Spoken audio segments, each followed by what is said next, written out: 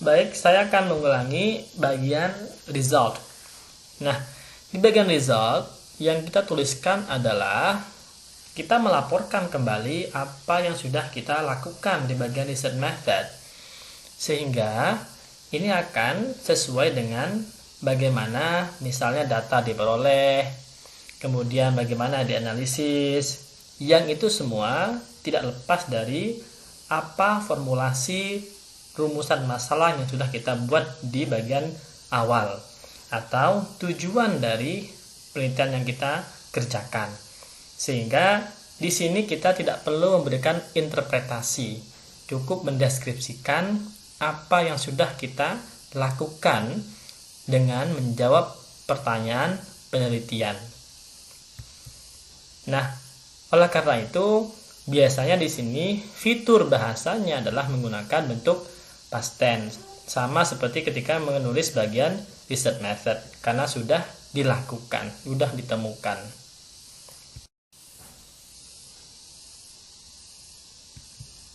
Bagaimana dengan bagian discussion? Sekali lagi, bagian discussion itu bertujuan untuk mendiskusikan temuan yang sudah kita temukan. Jadi diskusi ini adalah mendiskusikan temuan kita. Oke. Saya mengambilkan contoh saran dan tips dari Sacred Heart University Library pada Organizing Academic Research Paper. Dia mengatakan bahwa tujuan dari bagian discussion adalah to interpret and describe the significance of your finding. Jadi ini penting. Disinilah kita mulai menggunakan critical thinking kita dalam menulis. Karena kita perlu menginterpretasikan dan mendeskripsikan apa pentingnya temuan kita yang in light of what was already known. Jadi kira-kira akan nimbrung di bagian diskusi akademik apa dari sebuah riset problem yang kita sudah diskusikan dan sudah kita investigasi atau kita lihat. Oleh karena itu, kita juga nantinya perlu, jika mampu, adalah explain apa new understanding atau fresh insight. Jadi di sini posisi kita dalam mendiskusikan adalah memberikan sumbangsih pemikiran terhadap problem yang sudah kita bahas, di mana problem itu tentu bukan suatu hal yang baru, tapi kita melihatnya dari rentetan permasalahan atau fenomena yang sudah terjadi sebelumnya, sehingga kita mau mengisi gap tersebut. Nah, apa yang kita temukan, kita jelaskanlah nanti di bagian discussion. Jadi di sini makanya dikatakan to explain any new understanding or fresh insights about the problem after you have taken the finding into consideration. Gitu. Kemudian, tentu discussion itu perlu connect dengan research question atau hipotesis kalau dalam kuantitatif. Yang itu akan dijawab melalui adalah literatur review yang sudah kita buat. Karena literatur review itu sebagai pisau analisis. Tapi di sini kita tidak simply to repeat or rearrange introduction. Oke. Jadi perlu di-highlight bahwa discussion ini adalah bagian kita memberikan sumbangsih pemikiran dari apa yang sudah kita desain dari research questions atau objektif melalui beberapa proses dan step yang dilakukan dalam research method, sehingga kita mau nimbrung dalam diskusi X misalnya, diskusi topik apa, dan kita ingin menawarkan misalnya sesuatu yang baru atas hasil temuan kita diskusikan. Ingat, ini perlu connect ya dengan bagian sebelumnya.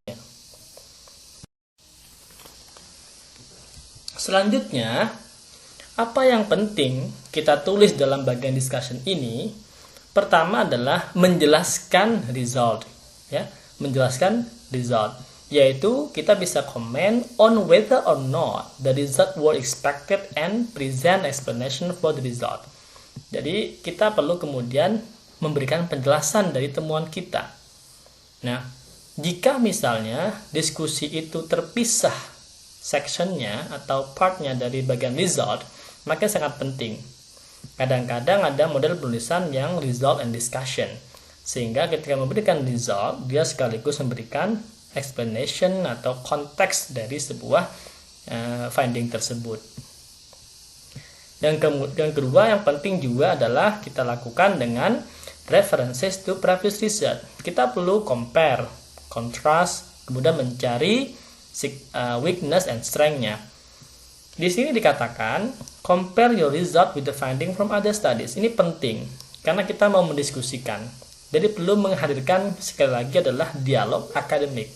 Nah, academic dialogue itu bisa muncul jika kita menghubungkan research finding kita atau discussion kita dengan other existing studies. Baik itu berupa studies atau bisa juga pada teori yang ada. Okay? This can include revisiting key sources or save them to cite later. Okay? If they are important. Okay. Nah, selanjutnya adalah dengan deduction, yaitu membuat claim for how the result can be applied more generally.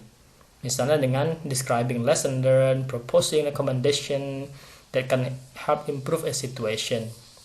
Ini bisa menjadikan, misalnya memberikan kita mengakui bahwa ada kelemahan dalam riset kita, dalam finding kita, dan apa yang perlu dilakukan oleh orang selanjutnya. Itu bisa kita masukkan ketika kita mendiskusikan bahwa ada loh yang kurang ternyata, yang belum kita temukan apa, atau yang menarik apa. Kalau misalnya ada yang unik dari temuan kita yang perlu kita diskusikan, maka kita bisa letakkan di sana. Nanti di bagian conclusion kita hanya perlu untuk memberikan highlighting apa rekomendasinya. Oke. Jika misalnya mau digunakan juga bisa hipotesis, teman jarang kita gunakan di bagian kualitatif. Nah, untuk menegaskan kembali bahwa di bagian diskusi ini kita menggunakan fitur bahasa yang berupa simple present atau present tense. Ingat bahwa kita di sini bagian diskusi adalah menjelaskan kembali the meaning of the finding. Oke, dengan cara kita perlu relate our findings to similar studies. Saya akan berikan contoh misalnya dengan topik berikut. Misalnya kita punya topik tentang discourse markers atau pragmatic particles.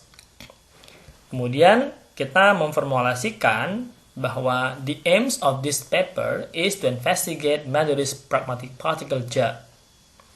Apa yang mau kita spesifikkan untuk kita cari atau kita examine? Ada 3 misalnya. 1, the position in the sentence. Bagaimana J itu terletak atau digunakan dalam sebuah kalimat. Yang kedua, the in sequences of interaction, bagaimana dia berada dalam sebuah sequence of interaction. Yang ketiga, kita mau lihat bagaimana fungsi dari ja itu dalam sebuah percakapan. Baik, saya akan berikan contoh bagaimana formulasi result dan discussion untuk topik ini. Nah, baik, ini misalnya contoh dengan topik yang tadi. Topik tentang pragmatic particle J. Nah, di bagian result atau finding, maka kita perlu memaparkan bagaimana posisi J itu dalam initial turn position, sequence of interaction. Misalnya ditemukan bisa berada di turn initial position. Yang kedua pada sequence interaction-nya adalah misalnya ini contohnya result-nya. Kemudian kita masuk pada yang selanjutnya adalah tentang di mana posisinya dalam sebuah kalimat ini dengan sentence types. Jadi yang pertama tadi itu berkaitan dengan hasil pada turn taking-nya. Yang kedua pada sequence of interaction-nya. Yang ketiga nanti pada tipe sentence-nya. Itu ya. Nah, bagaimana mendiskusikannya? Maka bagian diskusi kita bisa fokus pada fungsi-fungsinya, di mana fungsi-fungsi itu akan diambil dari beberapa temuan pada resultnya, yaitu tentang sentence types, sequence of interaction, sama bagian turn dalam sebuah percakapan. Sehingga bagian discussion-nya kita bisa mendiskusikan misalnya fungsi J itu sebagai topic shift. Oke. Tadi kita tahu bahwa kita perlu mendiskusikannya dengan previous studies atau similar studies atau teori. Nah, sebagai topik shift misalnya ketika menulis tentang ini, maka kita perlu mencari tahu siapa penelitian lain yang mendiskusikan sebuah fungsi dari pragmatic particle atau discourse marker sebagai topik shift. Oh, ternyata dia membandingkan sekarang dengan topiknya atau papernya Eimer tahun 2002 ketika membahas tentang now. Dia di sana digunakan sebagai topik changer. She distinguish use of now and the use gitu ya. Nah, bagi dia membahas punyanya Eimer. Selain itu juga ada punyanya Chorchu yang melihat atau examine partikel Zachen sama Ya di Turkish dialogue. Nah, menurut penulis ini, the particle Ja in the final position function as an internal topic shift. Oleh karena itu, nanti present study seem to share similar pragmatic function of topic shift. Apa bedanya? Unlike Ja in Turkish that occurs in final position, the particle Ja in any position that previous question is used to shift the topic. Nah, ini contoh dialognya. Jadi ada relasi atau korespondensi dengan similar studies sebagai sebuah bagian dari diskusi. Ini contoh dialognya. Kemudian baru kita jelaskan sekarang bagaimana extensiate dialog tersebut, mulai fungsinya, mulai dari aspek-aspek yang perlu kita bahas. Sehingga selain memberikan kutipan atau posisi penelitian kita, temuan kita dengan yang lain, kita perlu mendiskusikan itu ya, apa yang ditemukan. Misalnya this topic that she addresses is different topic, bagaimana kok akhirnya dia menjadi topic shift dan lain sebagainya. Accordingly, kita perlu juga memberikan simpulan. Jadi setelah ada bagian diskusi satu topik tertentu, kita bisa memberikan simpulan atau melihat kelemahan atau strength-nya dari sebuah topik yang kita kaji itu. Nah, itu baru nanti namanya sebuah discussion. Nah, demikianlah bentuk discussion atau result, cara penulisannya dalam sebuah tulisan artikel ataupun skripsi. Contohnya perlu berapa? Bisa 1, bisa 2, bisa 3. Jadi akhirnya excerpt ini atau data 1, data 2 tidak diperlukan kembali, tapi kita mengkategorikan data tersebut sesuai dengan fungsinya. Misalnya ini ya. Jadi semua data yang sama fungsinya sebagai topik shift kita jadikan satu. Contoh excerpt 8 dan excerpt 9. Nanti kalau kalian gunakan misalnya per data, maka akan banyak data dan barangkali fungsinya berulang. Sehingga kita perlu membatasi penggunaan tersebut. Baik, demikian dulu untuk pembahasan tentang finding and discussion.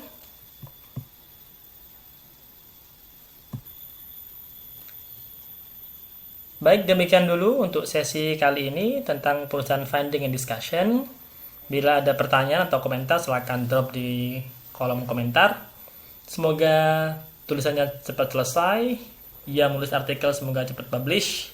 Yang menulis tesis semoga cepat selesai dan segera menyelesaikan tugas tesis dan lain-lainnya.